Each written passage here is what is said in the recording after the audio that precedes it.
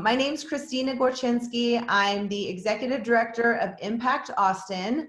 Impact Austin is a women's collective giving organization based in Central Texas. We do funding in the form of high impact grants, and every one of the grants is made up of individual contributions by each one of our members.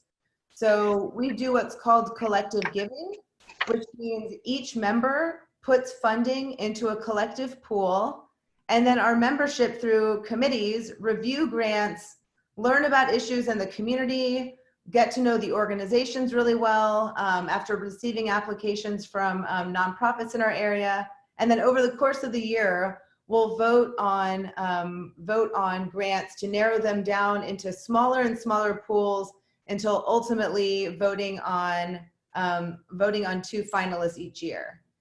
So we normally host events like this, which are information sessions, both to get to know our community partners a little bit better and also to get to know our organization. We normally host them in person. We normally get to be together and share space with fellow members, with friends. And this time last year, I think almost to the day, we were at Libby Doggett's house in her living room, getting to know new members and socializing, and it feels like a complete lifetime ago.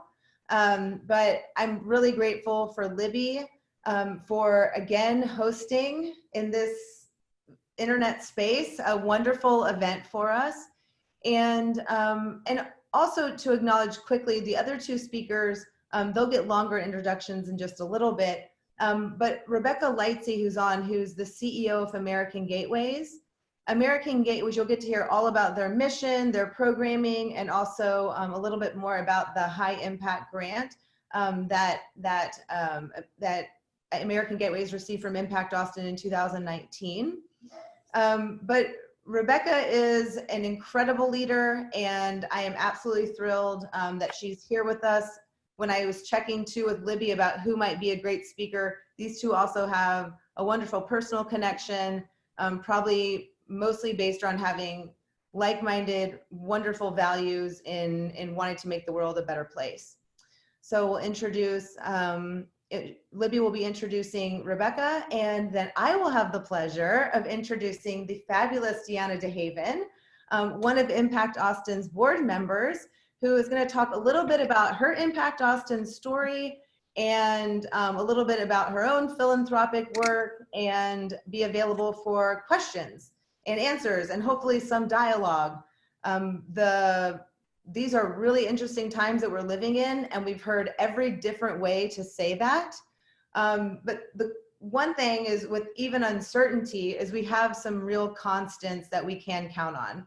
And that is the leadership of Impact Austin and the leadership of amazing female leaders like Libby Doggett, who is a community leader, an Impact Austin member, and an early childhood development expert in the community. She is served on the boards of many organizations. She's a mother, a grandmother, and a philanthropist in every sense of the word. And so just wanted to turn this over to Libby to talk a little bit about herself, community issues as she sees them, and also a little bit about her Impact Austin connection. So, Libby. Great. Well, thank you so much, Christina. We're so fortunate to have your leadership at the head of Impact Austin. And I can't believe it was a year ago that really we met right before my event.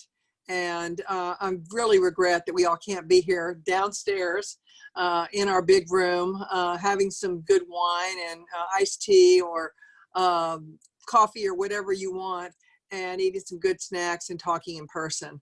I think we all really miss that. I certainly do.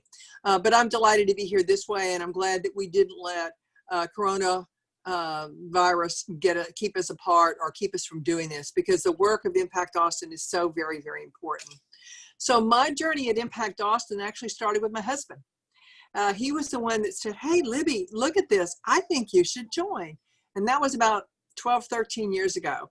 And he knew that I have a passion for women's groups, for supporting young women particularly, for supporting women in my community, I do believe that if we had more of the power in our city and in our state, in our country, all three would be better places.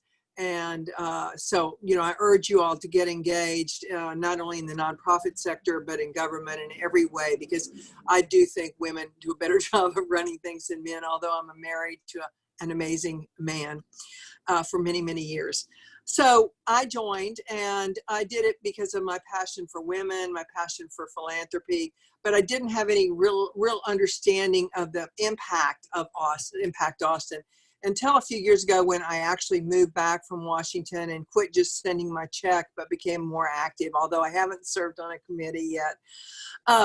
So I joined because of women, wanting to support women, but I really have stayed because of the amazing women I've gotten to know. I felt like growing up, well, I didn't grow up in Austin, but I came to Austin when I was 17. So I really did almost grow up here, and have lived here since then, having married to someone who grew up here, having daughters who live here, that I knew everybody, but I didn't know the women in Impact Austin. And I've gotten to know so many amazing women through Impact Austin. And every time I go to a meeting or an event, I meet someone else. It doesn't matter what table you sit at. You can go by yourself, because in fact, you're more likely to have a good time because you will get to know other people. And that's been, I really think the biggest joy is getting to know the powerful women and the amazing women in Austin who have joined. And many of them are newcomers to Austin. So it's great to have us old timers like me who've been around forever get to know all the new energy and the new leadership here. And then Christina mentioned it, and Rebecca, I hope we'll talk about it, but this funding for nonprofits is critically important. There are only 2 other organizations in the entire city who give grants of this magnitude, and they're St. David's Foundation and the Dell Foundation. And so the fact that we can give a grant out of $75,000 to $100,000 is really significant. I mean, for nonprofits, that is a lot of money. So Lloyd and I we try to give to lots of things. We obviously give to Rebecca's group and to others, but I can't give $100,000. And so I can, with you, get together and we can give $100,000 to 4 groups. So it really makes a difference, that aggregated. And then I want to talk just briefly about some of the needs in Austin. Obviously, the coronavirus has brought them all out. We still have a divide in this county, that racial divide and economic divide that is, it's truly unbelievable. It shouldn't be that way, and it's been that way for a long time. It's gotten worse in some ways.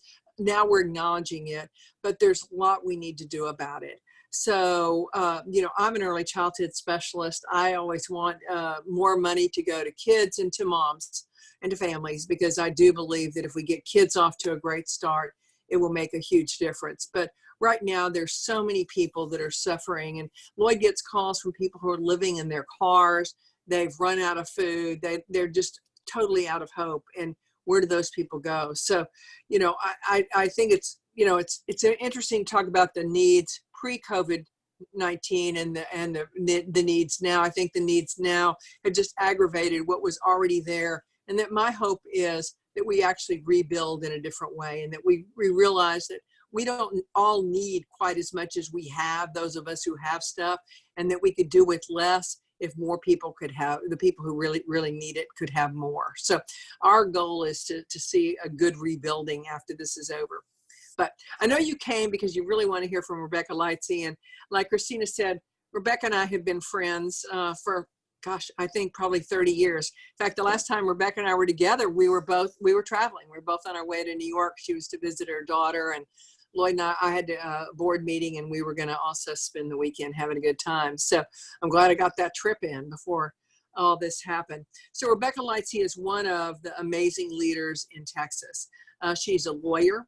She's a nonprofit leader. She's led many different kinds of nonprofits. Currently, she's the executive director of American Gateways, and she's been there for 3 years. But before that, she was at Appleseed. She's been the CEO or the executive director of Safe Place. She also, I know a lot of you would like this, she was the assistant general counsel to Governor Ann Richards. So, you know, this is a person who has incredible expertise, incredible experience. And I was so delighted that last year she was a winner of our grant from Impact Austin. So I'm delighted that she can join us and tell you about what she does and the importance of that, and also what the impact of the aggregated funding that we were able to provide has done for these families. So Rebecca, take it on. Great. And I have to apologize. My dogs have been great until about 5 minutes ago. So if you hear dogs barking in the background, I've locked them up in the bedroom, but they're not happy. So I think we all understand how that goes, working from home. But thanks very much for having me. And Libby, it's so nice of you to host this gathering. I too am sorry that we can't be there in person, but it's great to be here virtually. And Christina, thanks for this invitation. You know, so I got to be last year with the whole Impact Austin crowd when we did our pitch, and it was a lot of fun. It would have been a lot more fun if, for me, I didn't have a huge grant writing on it. I was a little bit, just a little bit tense that evening, but it was really so much fun to be around so many smart, committed, really compassionate women. So it's really fun to get to talk to you guys tonight, even if we can't be there in person. And I gotta say, I do think, of course, that Impact Austin has exceptionally good judgment, because not only did American Gateways get the a big Catalyst Grant Award, which I'll talk about in a minute, but I also serve on the board of Welcome Table, and their Freedom School. Our Freedom School just got the very nice $75,000 education grant. So we are so grateful for that too. So I'm a little bit biased, but I think you make great choices in your awardees. So thank you for that. So I don't want to talk too long, because I want to, you know, have this be more of a conversation. But I thought what I would do is give you a little bit of an overview about our work here at American Gateways, tell you a little bit about how we have pivoted during this pandemic, and then tell you the impact, pun intended, of our Catalyst grant. So I'll do that kind of quickly, but feel free to, you know, jump in with any questions. If you're not aware of American Gateways, let me just tell you a little bit about what we do. Our work is to empower immigrants who, both those who have been here for a long time and those who are newly arrived, as they seek to build a safe life here with hope. And we do that through providing them immigration legal services so that they can get their legal status here. So I know we as a society have always held dear the values of the sanctity of family, of keeping families together, of fairness and the rule of law. And that's what we at American Gateways have the privilege of doing for immigrants here in Central Texas. Well, we have our organization covers kind of a big swath. If you kind of draw a big circle from Waco down south of San Antonio, that's the area that we cover. All of our clients are low income. They're all 200% or below of the federal poverty guidelines. And we help those who are in the community and also those who are detained in the detention centers. We're serving 4 detention centers right here in Central Texas. There's actually 5 detention centers right here in Central Texas, and we're serving 4 of those 5. As Libby said, I've been doing kind of nonprofit and work in vulnerable populations for a really long time. And so 3 years ago, I found myself in a position to join American Gateways, and it's been a great time to be with this organization. If you may remember, that was about the same time I joined, right about the same time as there was a change in leadership at the federal level. And it has not, I guarantee I have not had a single day that was boring. So I get to have, get to keep my thinking cap on at all times. So let me tell you a little bit about the work that we do. So for immigrants, they need basically three big types of legal assistance in order for them to be successful. First, they need to understand how the legal process works. And in our immigration system, unlike the criminal system, there's no right to an attorney, or there's no low-cost attorneys you can turn to, but there are organizations like ours, so we can provide that. So they need to know how the legal system works. And so that's what we do. We provide that. So last year, in total, we helped about 12,000 immigrants here in Central Texas. The second thing they need is they need to know how to be their own best advocate if they are pursuing their legal case without a lawyer. And we do that. So last year we helped about 5,000 individuals fill out their paperwork, figure out how to present their case to the judge, really be their own best advocate. And then the final thing they would all like, but we can only do for a limited number, is to provide full legal representation. We do handle about 2,000 cases a year, and these are for people who would never be able to afford a lawyer. So I am very proud to let you know that we are still providing all those services today during the pandemic, including our work inside the detention centers that I'll talk about in a minute. But as I mentioned, you know, the challenges facing the immigrants, especially in the last 3 years, has really been pretty relentless. You may remember there have been ICE raids. They were, in fact, Austin was targeted for those because we are a welcoming community.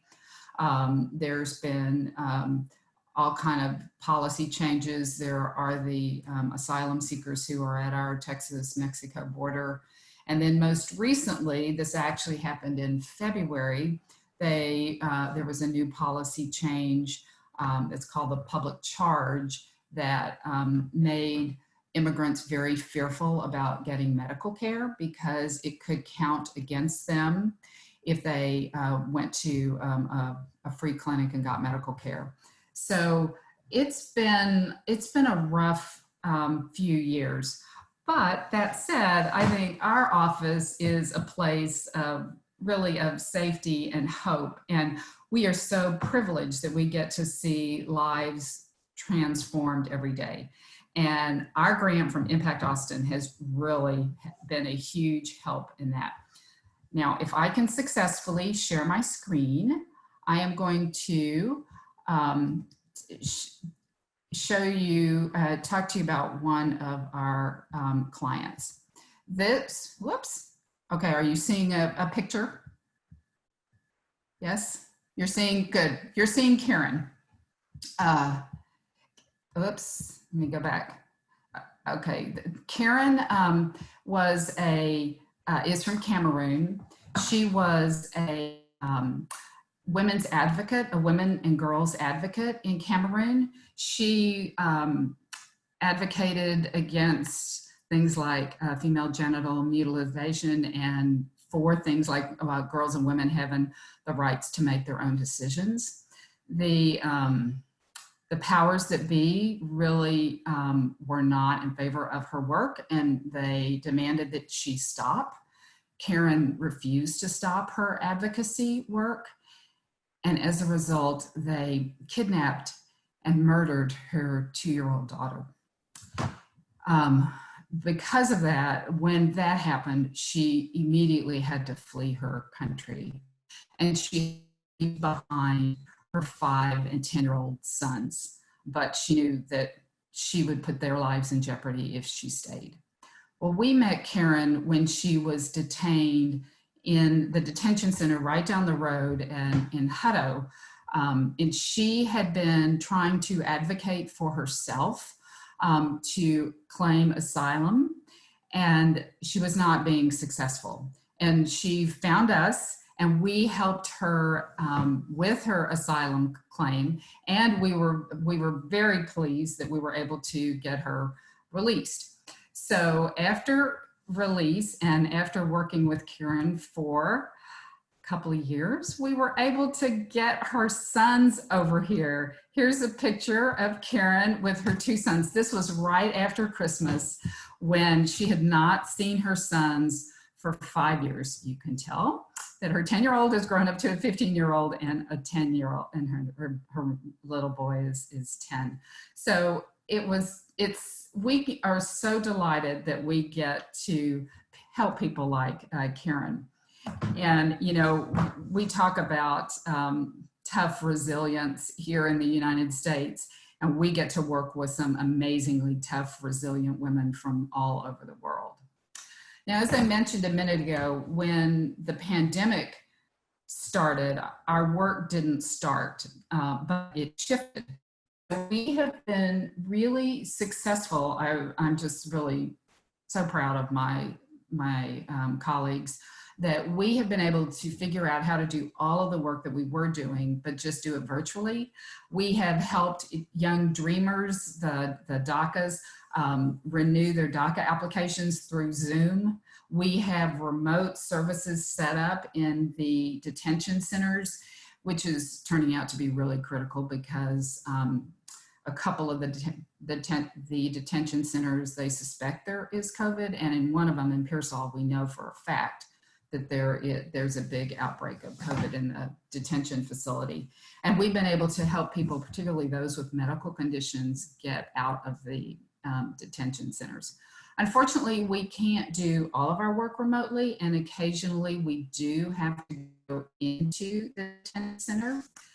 And so this is a photo of one of our attorneys on her way to the detention center. As you can see, she's got her goggles on and her mask, and she had to go down to help a young man who had actually been here since he was a young child, who got into a little bit of legal trouble and was immediately put into deportation. And so she is now representing him, we hope, successfully.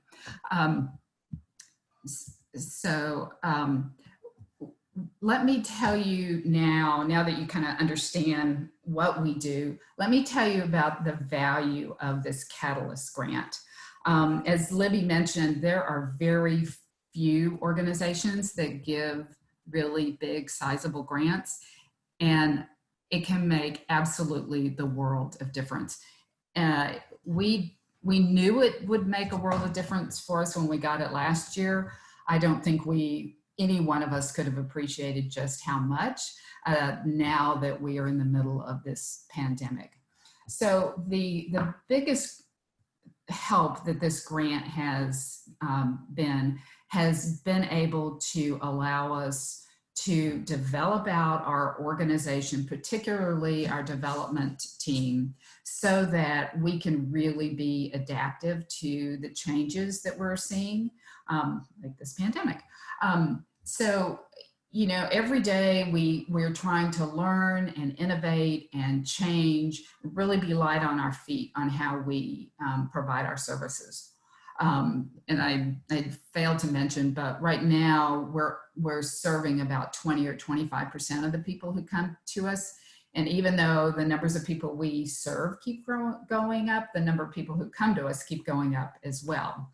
So we keep doing things differently. And so far, a lot of those differences have been really successful. So like in, when was this? In February, I think, we did a huge citizenship workshop where about 150 people in one Saturday were able to get all of their paperwork so that they can become citizens. And we just, as I mentioned, we just did the Zoom for the Dreamers for the DACA so that they can renew their legal status. So Impact Austin has helped us grow our development program so that we can expand and diversify our funds. We've been an organization that for years didn't need to worry about that diversification, but we know that we really need to pay a lot of attention to it now. And so with the Impact Austin grant, we've really been able to work on that. The grant has also really helped us elevate our our presence in the community. We knew that we really needed a lot more attention to social media and to our media in general, but we just didn't have the capacity. And that's not something that you can go out and get many organizations, in many foundations to fund, but Impact Austin, thank you very much, did it. So we've been really successful in increasing our media and our social media presence, including we've been speaking out a lot recently about the safety of the asylum seekers who are in the detention facilities. So let me just say, if you want to follow us, we now have an active Twitter and Instagram account and Facebook. So please follow us if you're interested. We would love to have you. So I won't go on anymore with my talking head part, but I do want to just close by saying we are really so grateful for this grant, and it's really hard to underestimate how important it is. As Libby talked about, everyone pooling their resources together, it just has made a huge difference for us. So thank you very much. Thank you so much, Rebecca. It was good to hear big picture about American Gateways, and also a good check-in to just really stay grounded in your mission too, to hear the story of your clients, and also to get to see one of your attorneys actually going out in protective gear to do her job. Libby, did you have any questions for Rebecca that we kind of brainstormed, or do you have anything else that you feel like you know the story and maybe she might have, I don't know, you wanted to highlight anything in particular? Well, Rebecca, tell us what your hope is for the future. I mean, as you all are starting to look at rebuilding, and where do you think all of this is going long term, or even in the next 3 years? Is it going to get worse? Are we going to get a handle on it? Or is your work going to continue? How's it going to change?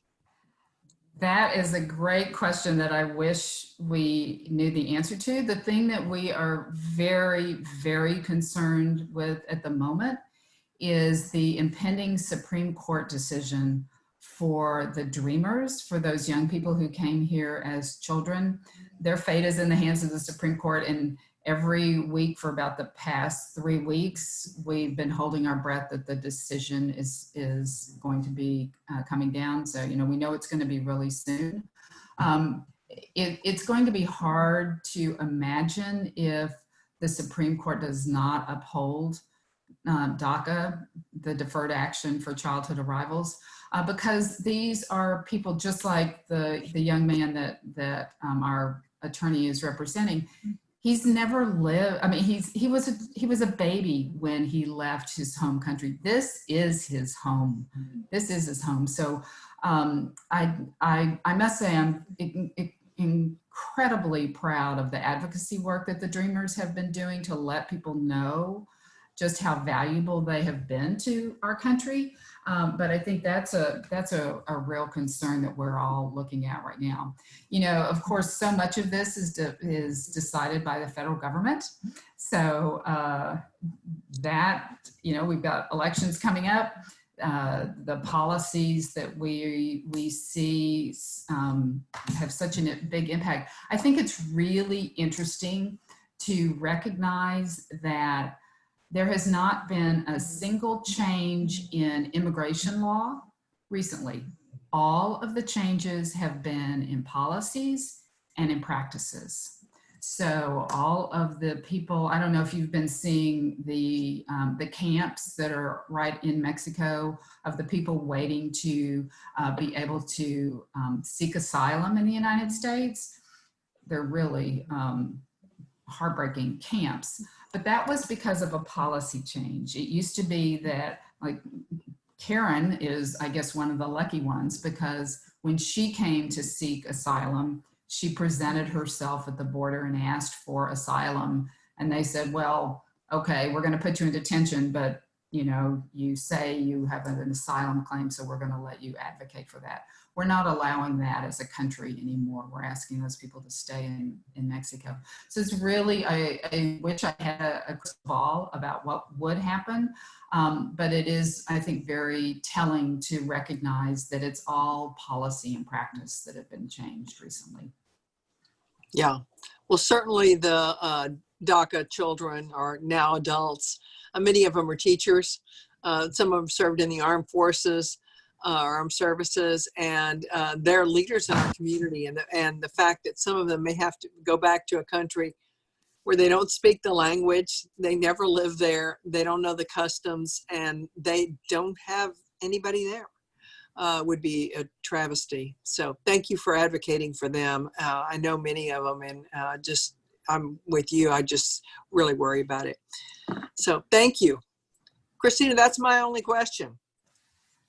It was a pretty important question. And I wish we all kind of had a crystal ball or had some way to predict really anything right now in the future. But we'll all be thinking about you when we see that Supreme Court decision in the coming weeks. Thanks. Jenny Cotner, not to put you on the spot, but if the question that one of our board members, Jenny, who's on, asked, as a community partner, what is one way Impact Austin could better support the nonprofit community right now? That's a great question. I think the change that you made, I know you made an education grant. Did you make it for all of them where you split it 25-75? Mm-hmm. Yeah. I think that was a really good change because y'all do such an amazing job at winnowing down the applicants that it must have been an incredibly hard decision on, you know, kind of who was going to be essentially the winner take all. So I think that was a really good change. But I also think there's so many people, as you and Libby have both mentioned, who are just really, really suffering right now, that this is it couldn't be a more important time to be generous.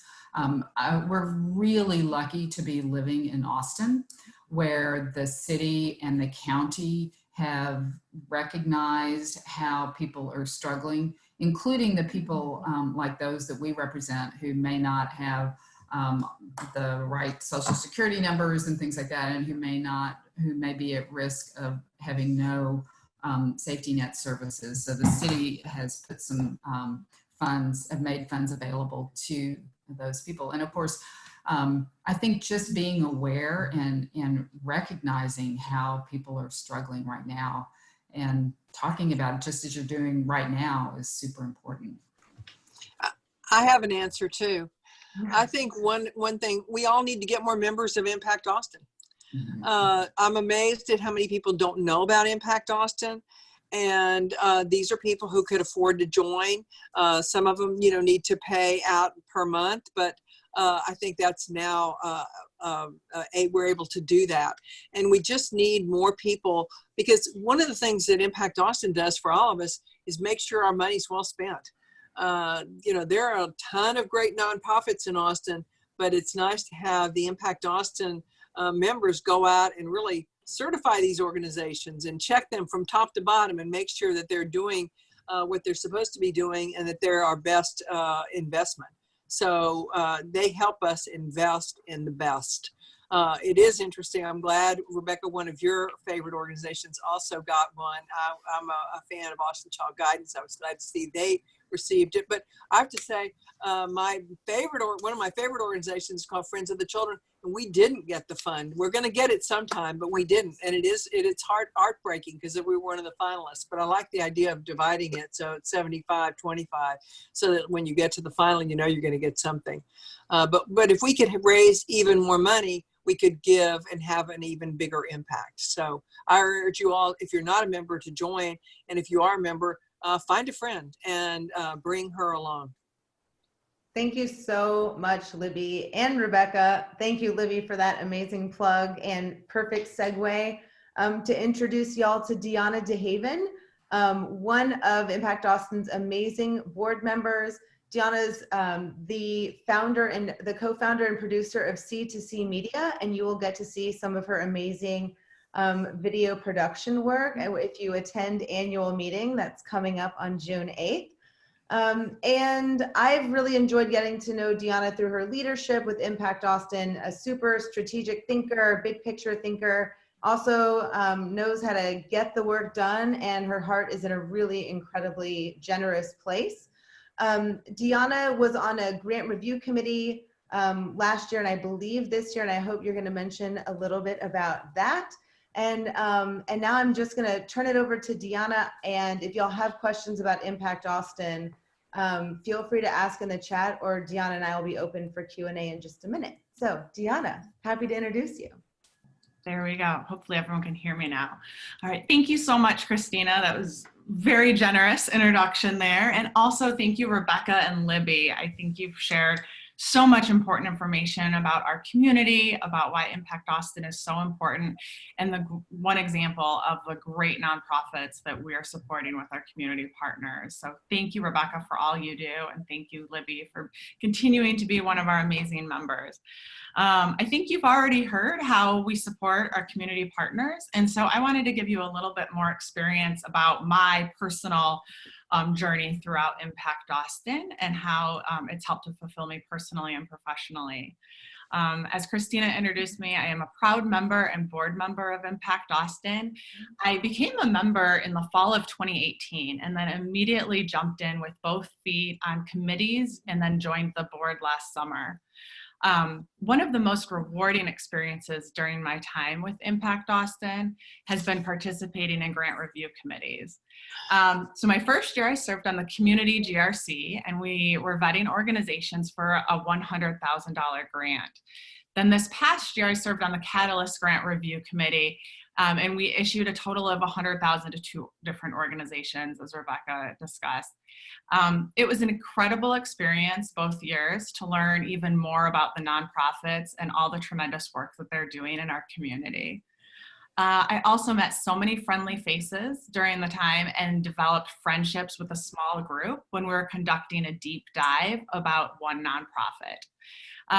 So during our review, we immediately felt even more compelled by the mission of the organization and enjoyed our work to fully vet them for a grant. The friendship we developed during the process made our experience even more fulfilling beyond what was already obviously fulfilling, learning about the organizations, and we felt like we were champions for the organization that we were learning more about. In addition to the GRCs, I've had the opportunity to volunteer in other capacities, allowing me to contribute my talents in ways that maybe I wouldn't have been able to otherwise. So I've participated on the Advancement Committee, Marketing Committee, Personnel and Membership Committees, and then taken on a few different ad hoc projects that were of particular interest to me. And then while I enjoy the ways I'm able to contribute to Impact Austin, I feel like I'm most compelled to its mission. I love that Impact Austin is equally invested in furthering our community partners and expanding the potential of our members. So this mission is twofold, and it lives in everything we do and has a ripple effect for our members, the community partners, and then ultimately the entire community. I'd also like to mention, to further our mission, Impact Austin has taken a bold stance on diversity, equity, and inclusion. I can tell you it's been an impressive undertaking to watch.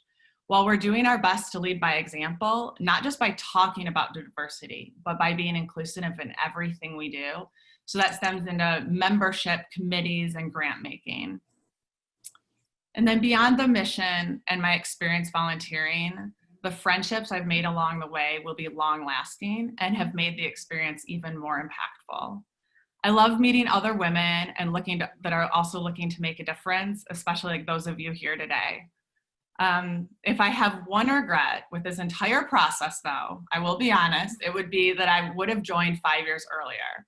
I feel like I became a member 8 years ago because that's when I first learned about Impact Austin, and I had all intentions to join. I followed the organization on social media, got emails from time to time. But at that time, about 8 years ago, the person that I was talking to told me it wasn't the right time to join and I should wait until the fall. So the next year I was going to join and recalled that, oh yeah, it's not the right time again. I need to wait. And then the next year, I just forgot about it, and so on and so forth. And then finally in 2018, I just wrote the check and became a member. If I were to do it all over again, I would have joined when I first felt inclined, and I would have developed all those friendships so much earlier. So in summary, I can't put into words the fulfillment that Impact Austin has brought me personally and professionally through the connection to the community, the contributions I've made, and the friendships I've developed. And it's been an amazing experience so far. And even just a couple years in, I feel like I'm just getting started with the organization. I highly recommend joining Impact Austin, and please take it from me, don't wait to become a member. Thank you so much, Deanna. You joined right when I started, and so I feel like we were like entering class together at the same time. Yes. And you've made such a difference in the organization in the time that you've been with us, and I really appreciate you connecting your talents with our organization and bringing so much of the skill set, the professional background you have, especially with communications and media. And I did not know until now how much we would absolutely need someone with your skill set involved in our organization, as we've gone from being a nonprofit planning a big annual meeting event to being like movie producers or something, really trying to figure that out. So you brought a really unique skill set. For those who have questions on how our grant making runs, our folks on the line, if folks who are prospective members, I'm going to go through a quick couple of high points. Each member contributes annually $1,250 a year to Impact Austin, $1,000 of which goes directly as restricted funding, grant restricted funds out into the community through the form of these high impact grants, like the ones you've heard about this evening. The remaining $250 goes towards programming, the operations of the organization, and events. And folks get involved on a lot of different levels. So some women get involved, write the check, and join multiple committees, and all the amazing work that Deanna's done. And then Linda Yang also, who is an amazing Impact Austin volunteer and committee chair. I see her face on here tonight, and I am also reminded of another amazing woman who joined. And it wasn't just that she wrote a check, she joined, she wrote a check, she got involved, and wholeheartedly took leadership of a committee. And we have other women that we see once a year or maybe twice a year. And they write a check, send it into Impact Austin, knowing that the funds are going to go to good use. And they tell me that they really trust the process, that they want to know where to give out, where to contribute, and feel that they trust other women to vet the organizations and distribute the grant funding. And then we have folks who are kind of in between that contribute. They make that the annual $1,250 a year contribution, and then also will serve on one of our grant review committees. And the grant review committees is where all the grant making magic happens. That's where a group of about 20 to 25 women work together to review grant applications. And Deanna and Jenny Cotner, one of our board members who's on, and probably Susan, if she can too, can tell you they've all been on grant review committees.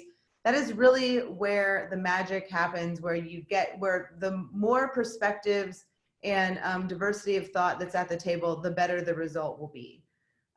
So the grant review, so some folks get involved and they're involved for a very short committee commitment for several months. Our grant review committee for this spring just wrapped up, and our membership just voted on the new 2020 community partners. The next grant review committee opportunity will be our social innovation grant, and that committee will start meeting in late summer. So now is a great time to join, to start getting involved.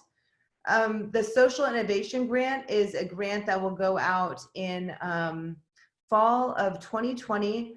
And that's a $40,000 one-year grant to go and to a collaborative working to advance equity for women and girls of color. So it would go to fund a group of organizations working together on one unified goal. So that review committee is already set up to be conducted completely virtually. I think our goal is not to put people in the position of needing to make the choice of to make the best decisions for themselves or not participate. That we really wanted to go ahead and just, for right now, equalize and level that and just go ahead and start making plans to do the remote GRC for the Social Innovation Grant. Our annual meeting, which I mentioned, is this year is June 8th. It's coming up, and we'll have an update from our current community partners. We'll hear a little bit about previous year partners, and we'll hear a little bit also. I want to quickly plug, because Friends of the Children has now officially, for Libby, so she knows, has now officially received an Impact Austin grant. Our Girls Giving Grants program, and that our G3 program is our youth initiative of girls 8th to 12th grade, who each make an annual contribution of $100 to a pooled collective grant. And this year, and they review, I mean, they review the applications, they learn about community issues, they learn about nonprofit management and finance and how to look at financials for nonprofits. And then they go through the same review process of narrowing it down. This year, they also decided to do a split for 2 organizations. One was Friends of the Children of Austin, and the other was Mother's Milk Bank. So their funding really, their mission is to fund organizations that work to improve the lives of children in Austin. So those are some kind of quick, high fun points. And Deanna, what did you plan for? Like, oh, I really hope she asks me this, or I meant to say this and I didn't. Was there anything to plug? No, you did a great job. Did anyone else have any questions for any of us that I may be able to answer? Well, I do not have a full routine prepared for this evening. So I think I am happy to facilitate a little bit more. I also see one of my nonprofit colleagues, Lourdes, on, and if you, Lourdes, because you're on, I would love for you just to quickly tell us a little bit about the mission of your organization and some of the recent work you've done around COVID too. I think folks on the call may be interested. Well, hello. Thank you for having me. Yes. So my name is Lourdes and I work for the Financial Literacy Coalition of Central Texas. I am the executive director, and I do share a lot of work with Christina. You have done an amazing job at representing the organization and being a good ambassador of what philanthropy looks like. And so the nonprofit sector is very grateful to have you and Libby and everyone that makes this event possible. We are an organization that are trying to empower our low-income community to learn about finances and learn to achieve their goals through financial education and financial empowerment. We're shifting a little bit more now in terms of financial health and financial wellness as a more comprehensive concept. A lot of COVID-19 efforts now are bringing a light on the lack of savings, the lack of preparedness for emergencies such as the one we're going through. And it has revealed a lot of the struggles our community have. So we are quickly shifting our services because we can't have the classes. So we've done some classes digital now. We have partnerships with Justice of the Peace at Williamson County, the Lone Star Justice Alliance here in Austin, and actually they asked us to serve Dallas now because we're trying to have some innovative initiatives to make sure that people have a chance to understand these concepts and can develop their plans for higher education, acquiring assets such as home purchasing and things like that, because I think it's important for our folks to understand how to navigate the system as Rebecca was mentioning, I am an immigrant. I know exactly the struggles of the community. I came highly educated to this country, and even with the education I had, it was very hard for me to navigate the financial system. So I can't imagine for people that really don't understand and don't have perhaps the education I had, how difficult that is. So we think that we're doing our part in the community, and we're very grateful for the groups such as Christina with Impact Austin, and Libby through all the initiatives that she supports, and to really deliver the services that our community needs, because more than having a roof over your head and have something to eat, our community needs relationships and relationships that empowers them to be the best version of themselves. So I thank you all for the opportunity to be here, and for the invitation, and for all the work that you guys do for our nonprofit community. I think that that's a collaborative effort in between philanthropy, nonprofit, social sector, government officials. So there's no one person that should have this heavy weight on their shoulders. I think it's just more we're all working together on it.